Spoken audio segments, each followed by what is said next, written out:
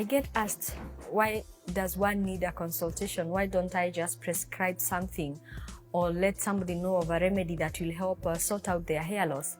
But I cannot begin to explain the importance of a consultation when you're going through hair loss, because there are so many scenarios that could be happening on your scalp that you might not be seeing or feeling, or some of them that could be contributing to the hair loss, and we need to understand them in order to come up with a correct diagnosis and a good treatment plan.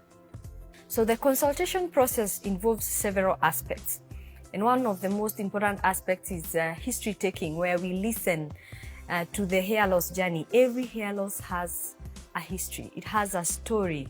It could be a 1 year story, it could be a month story, it could be many years, or it could be happening for a long time. But that is very important to understand how did this start? Are there triggers that could have caused the hair loss to commence? Are there things that you could be doing or could have done at that particular time that could have led? Are there life events or changes that could have happened that could have triggered the hair loss? Once we take the history, it takes us a step closer to the diagnosis. Then after the history taking, we do the scalp analysis. The trichoscopy helps us to see some of the signs that probably you didn't feel or you didn't see them. Things like inflammation.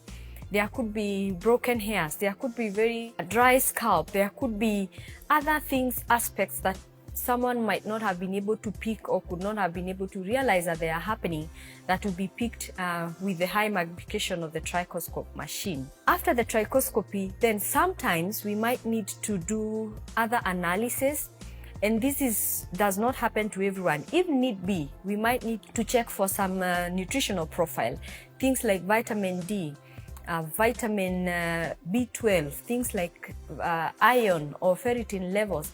Some of these elements are very critical for hair growth, and elevation or decrease of any of them might lead to hair loss. So depending on the history that we were able to take, then that advises on the need for any nutritional profile. We might also request for hormonal profile. It's interesting how much hormones affect the hair growth and development, and again, the elevation or decrease of some of these hormones could lead to changes or alteration in hair growth and lead to hair loss.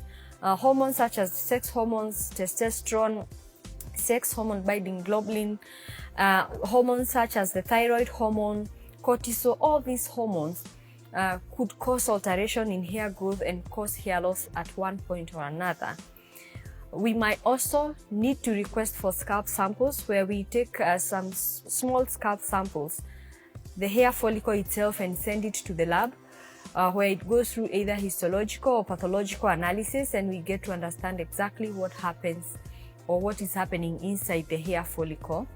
That helps us to narrow down to all the suspected scenarios that could be causing hair loss.